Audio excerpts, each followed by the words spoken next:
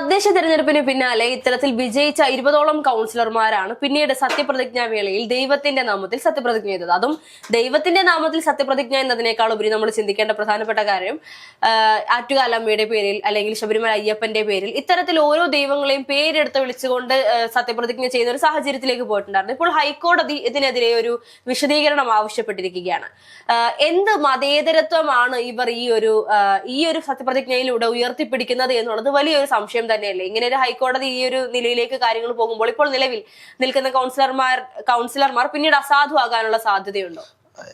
അസാധു ആകുന്നതിനപ്പുറത്തേക്ക് ഹൈക്കോടതി ഇവർക്കെതിരെ കേസ് എടുക്കാൻ പറഞ്ഞിട്ടുണ്ട്. അത് ഇപ്പോൾ നമുക്കറിയാം, ഇലക്ഷൻ കമ്മീഷന്റെ നിയമവ്യവസ്ഥ അനുസരിച്ച് ഇത്തരത്തിലുള്ള എന്തെങ്കിലും കാര്യങ്ങൾ വന്നു കഴിഞ്ഞാൽ ഇലക്ഷൻ കമ്മീഷനാണ് പിന്നീട് നോക്കുന്നത്. അവിടെയാണ് കേസ് നടക്കുന്നത്. അത് വർഷങ്ങളോളം ചിലപ്പോൾ നടക്കും. ചിലപ്പോൾ അവര് 5 കൊല്ലം തികയ്ക്കുന്നതിന് മുമ്പിട്ടായിരിക്കും ചിലപ്പോൾ അവർ അയോഗ്യരാകുന്നത്.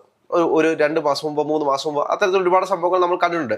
ചിലപ്പോൾ അവർ 5 കൊല്ലം ഭരിച്ചതിന് ശേഷമായിരിക്കും ചിലപ്പോൾ ഇത്തരത്തിലുള്ള നിയമ നടപടിയൊക്കെ അവർക്ക് വരുന്നത്, അയോഗ്യരാകുന്ന ഒരു വിഷയമൊക്കെ വരുന്നത്. പക്ഷെ ഇവിടെ എനിക്ക് ഏറ്റവും കൂടുതൽ വിഷമമുണ്ടായ ഒരു കാര്യം എന്ന് പറയുന്നത്, നമ്മളെ സംബന്ധിച്ച് കേരളം എന്ന് പറയുന്ന ഒരു മതേതര സംസ്ഥാനമാണ്.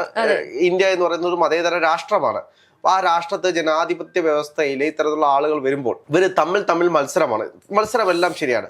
പക്ഷെ അവിടെ അയ്യപ്പന്റെ പേരിലും അറ്റുകാലമ്മയുടെ പേരിലും പത്മനാഭന്റെ പേരിലും മാത്രം ഇങ്ങനെ നിങ്ങൾ മാറി അയ്യപ്പനാണ് വലുത്, ശിവനാണ് വലുത്, അമ്മയാണ് വലുത് എന്ന് പറഞ്ഞുകൊണ്ടുള്ള ഒരു മത്സര രീതിയിലാണ് സ്വാമി ശരണം അയ്യപ്പ അല്ലെങ്കിൽ പത്മനാഭന്റെ പേരിൽ സത്യപ്രതിജ്ഞ ചെയ്യുന്നു. അവിടെ നിങ്ങൾ എന്തിന് മതേതര കേരളത്തിന്റെ ഇതനുസരിച്ചാണെങ്കിൽ നിങ്ങൾ യേശു ക്രിസ്തുവിനെ വിളിക്കണമായിരുന്നു, അള്ളാഹുവിനെ കൂടെ കൊണ്ടുവരണമായിരുന്നു. പിന്നെ ഇതൊന്നും ഇല്ലാത്ത ആളുകൾക്ക് വേണ്ടിയിട്ട് എന്തെങ്കിലും മുത്തപ്പനോ എല്ലാ ഇത് അവര് തമ്മിലുള്ള മത്സരം മാത്രമായി പോയി. കൃഷ്ണനും ശിവനും മാത്രം മത്സരിച്ചാൽ മതിയോ തെരഞ്ഞെടുപ്പില്? കൃഷ്ണനും ശിവനും അയ്യപ്പനും ഭഗവതിമാരും മാത്രം മത്സരിക്കുന്ന ഒരു തെരഞ്ഞെടുപ്പ് ശരിയായിട്ടുള്ള നിലപാടല്ല. അവിടെ യേശുവിന് വലിയൊരു പ്രാധാന്യം കൊടുക്കണമായിരുന്നു, അള്ളാഹുവിന് ഒരു പ്രാധാന്യം കൊടുക്കണമായിരുന്നു. ഇവിടുത്തെ ഈ നാട്ടിലെ ദൈവങ്ങളാണ്. അപ്പൊ ദൈവങ്ങൾക്ക് ഒരു പ്രാധാന്യം കൊടുക്കുകയാണെങ്കിൽ എല്ലാ ദൈവങ്ങൾക്കും എല്ലാവരും പ്രാധാന്യം കൊടുക്കണം. അല്ലെങ്കിൽ പിന്നെ അതിന് പോവാൻ നിൽക്കരുത്. ഇത് ചുമ്മാ അവര് ഇന്റേണലിൽ അവര് തമ്മിൽ അങ്ങോട്ട് എനിക്ക് കൃഷ്ണനെയാണ് ഇഷ്ടം, അതുകൊണ്ട് ഞാൻ കൃഷ്ണന്റെ പേരിൽ നടത്തു, അല്ല ശിവനാണ് വലിയ ദൈവം എന്നാൽ ഞാൻ ശിവന്റെ പേരിൽ മാത്രമേ നടത്തൂ. അത് ശരിയായിട്ടുള്ള നിലപാടല്ല. എന്ത് തന്നെയാണെങ്കിലും നമ്മളൊരു മതേതര രാഷ്ട്രമാണ്. അതിനൊക്കെ അപ്പുറത്തേക്ക് നമ്മൾ ഈ സർക്കാസൊക്കെ പറയുന്നതിന് അപ്പുറത്തേക്ക് നമ്മൾ ചിന്തിക്കുന്ന മറ്റൊരു കാര്യമുണ്ട്. ഇത് എന്ത് സജഷനാണ് ഈ നാട്ടിൽ ജനങ്ങൾ കൊടുക്കുന്നത്? എന്ത് സന്ദേശമാണ് ഇതിലൂടെ നിങ്ങൾ ജനങ്ങൾക്ക് കൊടുക്കുന്നത്?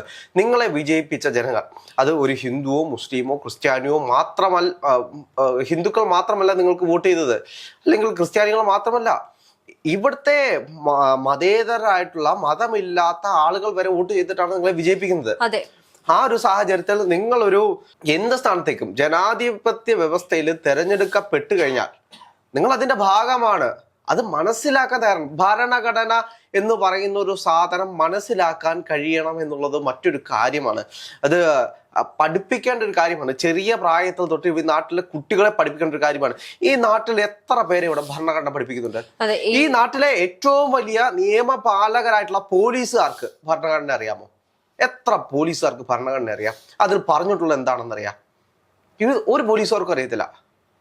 കുറച്ച് കാര്യങ്ങളൊക്കെ അവർ പഠിക്കുന്നുണ്ട്. അതിനപ്പുറത്തേക്ക് ജനാധിപത്യ വ്യവസ്ഥയിൽ എന്താണ് ഭരണഘടന, ഒരാളോട് എങ്ങനെ പെരുമാറണം, ഇതുപോലും കൃത്യമായിട്ട് ഒരാൾക്ക് എന്താണ് ഒരാളുടെ അവകാശങ്ങൾ, ഇതിനെപ്പറ്റി കൃത്യമായിട്ടൊരു അവയർനെസ് പോലും ഇല്ലാത്തൊരു നാടായി നമ്മുടെ നാട് മാറിക്കൊണ്ടിരിക്കുകയാണ്. കഴിഞ്ഞതിന്റെ അങ്ങേ കൊല്ലമായിരുന്നു തോന്നുന്നു കൊല്ലം ജില്ലയെ ഭരണഘടനാ സാക്ഷരതാ ജില്ലയായിട്ട് പ്രഖ്യാപിക്കുന്നത്. ഞാനും അതിന്റെ ക്ലാസ്സുകളിലൊക്കെ പോയി പങ്കെടുത്ത ഒരാളാണ്. എനിക്ക് അതിൽ നിന്നെല്ലാം മനസ്സിലായ ഒരു കാര്യമുണ്ട്. ഈ നാട്ടിലെ ഒരാൾക്കും ഭരണഘടനയെ പറ്റി കൃത്യമായിട്ട് ബോധ്യമില്ല. ഇവിടെ ഇരിക്കുന്ന ഒരു പൊതു സ്ഥാപനത്തിലിരിക്കുന്ന ഒരാൾക്ക് എന്താണ് ഭരണഘടന എന്ന് പഠിപ്പിച്ചു കൊടുക്കേണ്ടതാണ്. ഒരു ക്ലാസ് തന്നെ കൊടുക്കേണ്ടതാണ്. ചെറിയ പ്രായത്തിൽ ഇതിന് വേണ്ടിയിട്ടൊരു ഇപ്പൊ നമ്മൾ മലയാളം പഠിക്കുന്നത് പോലെയോ കണക്ക് പഠിക്കുന്നത് പോലെയോ ഭരണഘടന പഠിക്കാൻ വേണ്ടിയിട്ട് ഒരു സിലബസ് തന്നെ വേണം. അത് ഉണ്ടെങ്കിൽ മാത്രമേ നാളുകളിൽ ഈ നാട്ടിൽ വരുന്ന ആളുകൾ അവർക്ക് കൃത്യമായിട്ടൊരു ബോധമുണ്ടാകൂ. ഒരാളോട് എങ്ങനെ സംസാരിക്കണം. ഇന്നത്തെ പല കുട്ടികളെ നമ്മൾ നോക്കിക്കഴിഞ്ഞാൽ ഈ വടിവാളും കഞ്ചാവും ഇതൊക്കെയാണ് പല കുട്ടികളുടെ സ്റ്റാറ്റസ്. ഇതൊക്കെ അവർ മാസമായിട്ടാണ് കാണുന്നത്. പിന്നെ ഒരാളെ മാനസികമായി തകർക്കുന്നത്, ബോഡി ഷെയിം ചെയ്യുന്നത്, ഒരാളെ ഊക്കുന്നതാണ് ഏറ്റവും വലിയ മാസ് എന്ന് ചിന്തിക്കുന്ന ആളുണ്ട്. അവിടെ നമ്മൾ മനസ്സിലാക്കേണ്ട ഒരു കാര്യമുണ്ട്. ഭരണഘടനാപരമായിട്ട് അവർക്ക് കൊടുക്കുന്ന അവകാശങ്ങളുണ്ട്. ഇപ്പൊ നമ്മൾ കളിയാക്കുമ്പോൾ നമ്മുടെ സൗഹൃദങ്ങൾ ഇതൊക്കെ പറയുമെങ്കിലും അതിനൊക്കെ അപ്പുറത്തേക്ക് ഒരു സാധാരണപ്പെട്ട ഒരു മനുഷ്യൻ വരുമ്പോൾ അയാളെ ബോഡി ഷെയിം ചെയ്യുമ്പോൾ ഇപ്പോ നിയമസഭയിൽ തന്നെ ഏറ്റവും വലിയ ബോഡി ഷെയിം നടത്തിയ ആരാണ്? കേരളത്തിന്റെ മുഖ്യമന്ത്രി ആയിരുന്നു. അപ്പൊ അത്തരത്തിലുള്ള ഒരുപാട് കാര്യങ്ങൾ നമ്മുടെ നാട്ടിൽ ഇവിടുത്തെ രാഷ്ട്രീയക്കാർ എന്ന് പറയുന്ന ആളുകൾക്ക് ഭരണഘടന അറിയാത്ത രീതിയിലേക്കാണ് പോകുന്നത്. ഇവര് എന്തിന്റെ പേരിലാണ് ഇവിടെ ഭരിക്കാൻ പോകുന്നത്? ഭരണഘടനയെ അടിസ്ഥാനപ്പെടുത്തിയിട്ടാണ് ഇവർ ഭരിക്കാൻ പോകുന്നത്. എന്നിട്ട് ഭരണഘടന എന്താണെന്നോ അതിൽ പറയുന്നത് എന്താണെന്നോ അത് മനസ്സിലാകാത്തത് കൊണ്ടാണ്. ഇവിടെ മറ്റൊരു കാര്യം കൂടിയുണ്ട്. ഞാൻ തുടക്കത്തിൽ പറഞ്ഞതുപോലെ ഈ പറയുന്ന സത്യപ്രതിജ്ഞാ വേളയിൽ ഭരണഘടന ഉയർത്തിപ്പിടിച്ചുകൊണ്ട് ഒരുപാട് കോൺഗ്രസ് കൗൺസിലർമാർ ഇത്തരത്തിൽ സത്യപ്രതിജ്ഞ ചെയ്യുന്ന ഒരു സാഹചര്യം നമ്മൾ കണ്ടിരുന്നു. പക്ഷെ അതിന് പിന്നാലെ അവരും ഈ പറയുന്നത് പോലെ ദൈവത്തിന്റെ നാമത്തിലാണല്ലോ സത്യപ്രതിജ്ഞ ചെയ്തത് എന്നുള്ള ഒരു ചോദ്യം പല കോണുകളിൽ നിന്നും ഉയർന്നു വരുന്നത്. പിന്നീട് എന്തുകൊണ്ട് ഈ പറഞ്ഞ BJP കൗൺസിലർമാർക്ക് മാത്രം ഒരു നോട്ടീസ് ലഭിച്ചു എന്നുള്ളത് പല രീതിയിലുള്ള സംശയങ്ങളായിട്ട് ഉയരുന്നുണ്ട്. പക്ഷേ ദൈവനാമത്തിൽ സത്യപ്രതിജ്ഞ ചെയ്യുക എന്നുള്ളത് നിയമപരമായി ശരിയാണെന്നാണ് നമുക്ക് അറിയാൻ കഴിയുന്നത്. അതിനപ്പുറത്തേക്ക് ഈ ഓരോ വ്യക്തികളെയും എടുത്ത് ഇപ്പം ഭക്തി എന്ന് പറയുന്നത് വ്യക്തിപരമാണ്.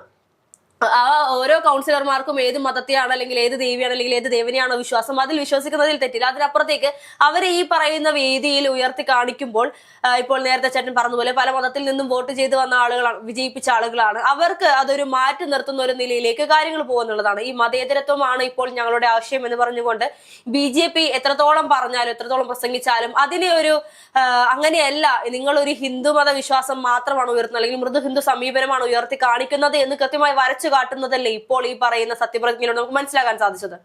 ജനാധിപത്യത്തിലെ ഏറ്റവും വലിയൊരു കാര്യം എന്ന് പറയുന്നത് സെക്യുലറിസമാണ് എന്ന് വിശ്വസിക്കുന്ന ആളുകളാണോ നമ്മളെല്ലാവരും. മതേതര മൂല്യമാണ് നമ്മൾ ഉയർത്തുന്നത് എന്നാണല്ലോ നമ്മൾ ഏത് രാഷ്ട്രീയ പാർട്ടി ആണെങ്കിലും പറയുന്നത്. ഞങ്ങൾ മതേതര മൂല്യങ്ങളാണ് മുന്നേക്ക് വെക്കുന്നത്. മതേതര രാഷ്ട്രമായിട്ട് തന്നെയല്ലേ ഈ ഇന്ത്യ മഹാരാജ്യം അറിയപ്പെടുന്നത്. അപ്പൊ ആ രാജ്യത്ത് ഇത്തരത്തിലൊരു കാര്യം നടക്കുമ്പോൾ, ദൈവത്തിന് വേണ്ടി അടിയുണ്ടാക്കുമ്പോൾ എന്ത് മതേതരമാണ് അവിടെ ഉള്ളത്? അതും ജനാധിപത്യ വ്യവസ്ഥയിൽ തെരഞ്ഞെടുക്കപ്പെട്ടവർ, ഈ ജനാധിപത്യ വ്യവസ്ഥയിൽ തെരഞ്ഞെടുക്കപ്പെടാത്തവരാണ് ഇത്തരത്തിലുള്ള കാര്യങ്ങൾ ചെയ്യുന്നതെങ്കിൽ കുഴപ്പമില്ല. ഇത് ഭരണഘടനയ്ക്ക് മുകളിൽ മതങ്ങൾ വന്നു കഴിഞ്ഞാൽ ഈ രാഷ്ട്രം തകരും. ഇവിടെ വലിയ കലാപങ്ങൾ ഉണ്ടാകും. ഇതൊരു മതരാഷ്ട്രമാക്കാൻ നോക്കുന്ന ഒരുപാട് ആളുകളുണ്ട്. അതെ, തീർച്ചയായിട്ടും. ഈ കഴിഞ്ഞ തദ്ദേശ തെരഞ്ഞെടുപ്പിൽ BJPക്ക് കിട്ടിയിരുന്ന ഒരു സ്വീകരണം ഇപ്പോൾ ഇനി ഉണ്ടാകുമോ എന്നുള്ളത് സംശയമാണ്. കാരണം വിജയിപ്പിച്ച് കയ്യിൽ നൽകിയ കോർപ്പറേഷനിൽ പോലും ഇത്തരത്തിൽ മതസമീപനം കാണിക്കുമ്പോൾ, മതത്തെ ഉയർത്തിപ്പിടിക്കുമ്പോൾ, അതിന് കേരളം ഒട്ടാകെയുള്ള ഒരു വിജയത്തിലേക്ക് എത്തുമ്പോൾ പിന്നീട് എന്തായിരിക്കും കേരളത്തിൽ യഥാർത്ഥത്തിൽ സംഭവിക്കാൻ പോകുന്നത് എന്ന് വലിയൊരു സംശയം തന്നെയാണ്. സാധാരണപ്പെട്ട ജനങ്ങൾക്കുള്ളിലൊരു ഭയം അത് തീർച്ചയായിട്ടും ഉണ്ടാക്കും എന്നുള്ളതാണ്. നിയമസഭാ തെരഞ്ഞെടുപ്പ് വരുമ്പോൾ ഇതുപോലും ഇപ്പോൾ നമുക്കറിയാം വലിയ രീതിയിൽ പ്രചാരണങ്ങളിലോ വിവാദങ്ങളിലോ ഇടപെടാതെ എവിടെയും ഒരു സേഫ് പ്ലേയിലൂടെയാണ് BJP ഇപ്പോൾ മുന്നോട്ട് പോകുന്നത്. എപ്പോഴും നേട്ടങ്ങൾ മാത്രം കൊയ്തുകൊണ്ട് നല്ല സമയത്തിലൂടെ പോകുന്നു പറയേണ്ടി വരും. പക്ഷേ ഇത്തരത്തിലുള്ള ചെറിയ മൈന്യൂട്ട് ആയിട്ടുള്ള കാര്യങ്ങൾ പോലും BJPക്ക് തിരിച്ചടിയാകുന്ന ഒരു നിലയിലേക്കല്ലേ കാര്യങ്ങൾ പോകുന്നത്. തീർച്ചയായിട്ടും BJPക്ക് തിരിച്ചടിയാകും എന്നല്ല, BJPയുടെ അജണ്ട എന്ന് പറയുന്നത് ഹിന്ദുത്വ രാഷ്ട്രം തന്നെയാണ്. ഈ നാട്ടിലെ എല്ലാ ആളുകൾക്കും അറിയാവുന്നതാണ് അവരുടെ ഹിഡൻ അജണ്ട എന്ന് പറയുന്നത് ഹിന്ദുത്വ രാഷ്ട്രമാണ്. പക്ഷെ അവര് വോട്ട് തെരഞ്ഞെടുപ്പിലേക്ക് വരുമ്പോൾ അവരെന്താണ്, അവര് വികസനവും മറ്റു കാഴ്ചപ്പാടുകളും പറഞ്ഞുകൊണ്ടാണ് വരുന്നത്. ഇപ്പൊ രാജീവ് ചന്ദ്രശേഖരനെ തന്നെ നമ്മൾ നോക്കിക്കഴിഞ്ഞാൽ അദ്ദേഹം പറയുന്നത് ഇവിടെ പഠിത്തമുള്ളവരും വിദ്യാഭ്യാസമുള്ളവരും മാത്രം ഭരിച്ചാൽ മതി എന്ന് പറയുന്ന രീതിയിലാണ് അദ്ദേഹത്തിന്റെ നിലപാട് വരുന്നത്. അപ്പൊ അത്തരത്തിൽ ഒരുപാട് കാര്യങ്ങൾ പറയുന്ന പല നേതാക്കന്മാരുമുണ്ട്. പക്ഷെ അതിനൊക്കെ അപ്പുറത്തേക്ക് ജനാധിപത്യ വ്യവസ്ഥയിൽ വന്നു കഴിഞ്ഞാൽ അവിടെ മതമല്ല രാഷ്ട്രമാണ് പ്രധാനം എന്നുള്ള ഒരു തിരിച്ചറിവ് ഇവർക്ക് ഉണ്ടാവേണ്ടതുണ്ട്.